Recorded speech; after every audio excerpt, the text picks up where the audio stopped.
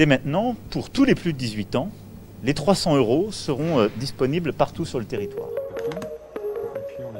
Depuis cette annonce d'Emmanuel Macron sur le pass culture étendu à tous les jeunes de 18 ans pour acheter des produits culturels, les libraires ont assisté à un rush de lycéens et d'étudiants, mais qui se sont précipités sur un genre en particulier, le manga.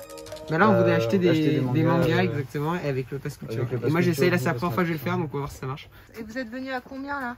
À 4. Moi, je vais acheter des mangas aussi. Le dimanche suivant l'annonce d'Emmanuel Macron, j'ai vu tout de suite un afflux de réservations. On a une centaine de réservations au petit matin, donc les réservations se sont faites dans la nuit. Et les jeunes gens sont venus vraiment le sourire aux lèvres, en groupe, récupérer leurs mangas. J'ai eu trois séries complètes de mangas qui sont parties. C'est une bonne nouvelle pour eux, ça leur ouvre les portes d'une librairie et nous, ça nous permet de rencontrer d'autres gamins qui n'avaient pas forcément l'habitude de venir en librairie. Et on a aussi beaucoup de vidéos de gens qui font, qui filment leur butin, tout ce qu'ils ont pu avoir avec le pass culture. Et c'est assez étonnant de voir du coup qu'ils vont avoir, on a eu par exemple le cas avec un jeune garçon qui est venu, qui nous a pris tous les Demon Slayer, il était ravi. Et après voilà, ça part sur regarder tout ce que j'ai eu et c'est des hauls en fait. Donc c'est un type de vidéo sur YouTube à la base. Et le principe c'est de revenir de course ou de shopping et de montrer tout ce qu'on a eu. Et donc là c'est le même principe mais avec les mangas ou avec tous les autres types de livres. Ça coûte combien une série complète? Ils ont 300 € de liberté, donc tout dépend de la taille de la série. En moyenne, un manga, ça va coûter 7 €, 7,50 €.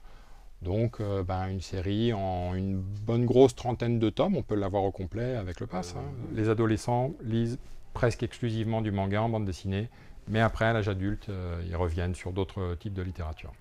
Mais là, ça commence à se diversifier. On a aussi de la littérature, on a quelques essais, j'ai même eu des livres de cuisine. Mais il y a aussi les gamins curieux qui vont creuser certains points, comme leur amour d'Édouard Philippe ou celui des sciences humaines. C'est Noël, quoi. Voilà. On sent qu'un certain nombre de bénéficiaires n'ont pas l'habitude de fréquenter les librairies. Ça, c'est super positif.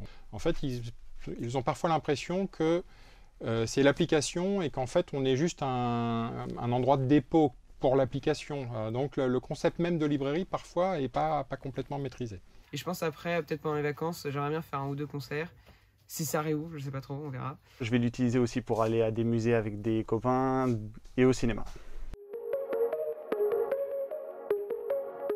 Le gouvernement table sur 64 millions d'euros dépensés cette année, plus en 2022. Et sur l'application, l'offre met en avant l'achat de livres, les places de cinéma, de spectacles, les abonnements à des journaux et à des plateformes SVOD.